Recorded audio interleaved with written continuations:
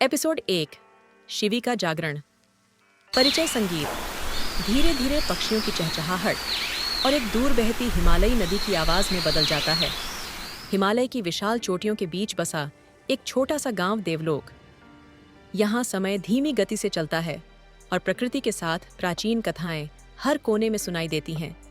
इसी गांव में रहती थी शिवी। उसकी आंखें पहाड़ी हवाओं की तरह तेज थीं और उसकी आत्मा बर्फ से ढके पर्वतों की तरह निर्मल। बचपन में ही अनाथ हो चुकी शिवी को उसकी दादी माही ने पाला था। माही एक ज्ञानी और साध्वी महिला थीं, जो अक्सर देवताओं, भाग्य और पूर्वजों के आशीर्वाद की बातें किया करती थीं। 5 साल की उम्र से ही शिवी ने मार्शल आर्ट्स का प्रशिक्षण लेना शुरू कर दिया था। बांस की लाठी, धनुष और बिना हथियारों के युद्ध कला उसके लिए खेल जैसी थी। उसकी काया मजबूत हो चुकी थी, उसकी प्रतिक्रिया तेज और आत्मा अडिग। फिर भी उसके दिल में यह एहसास था कि उसका जीवन सिर्फ इस गांव तक सीमित नहीं है। दूर कहीं बादलों की गड़गड़ाहट सुनाई देती है। उसकी 18वीं वर्षगांठ की पूर्व संध्या पर, जब हवा घाटियों में गूंज रही थी और चांद बादलों के पीछे छिपा था, शिवी एक अजीब सपने से जागी। उसकी माथे पर एक अजीब सी गर्मी महसूस हो रही थी और उसकी सांसें तेज चल रही थीं। शिवी धीरे घबराई हुई। ये मेरे साथ क्या हो रहा है? वह शीशे के सामने गई, जहां दिए की हल्की रोशनी उसके चेहरे को उजागर कर रही थी। जैसे ही उसने अपनी परछाई देखी, उसका दिल कांप उठा। उसके माथे पर तीसरी आंख थी हल्की रोशनी में चमकती हुई। डर से भरी शिवी तुरंत अपनी दादी के पास भागी। जलती लकड़ियों की आवाज के बीच माही की शांत आवाज सुनाई देती। माही, शांत लेकिन गंभीर स्वर में। शिवी, यह कोई श्राप नहीं है। यह आशीर्वाद है, भगवान शिव का दिया हुआ वरदान, जो हमारे पूर्वजों से हमें मिला है। यह तीसरी आंख भविष्य की झलक दिखाने और रक्षा करने की शक्ति देती है। यह तुम्हें इसलिए दिया गया है क्योंकि तुम्हारी आत्मा अडिग है और तुम्हारा दिल निर्मल।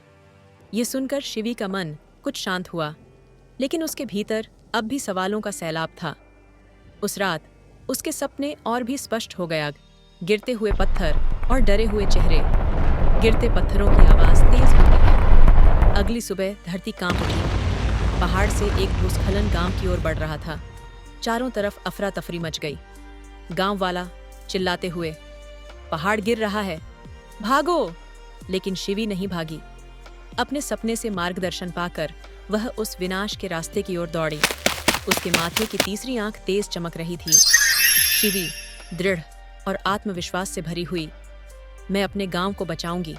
एक दिव्य ध्वनि के साथ एक चमकदार शक्ति क्षेत्र प्रकट होता है।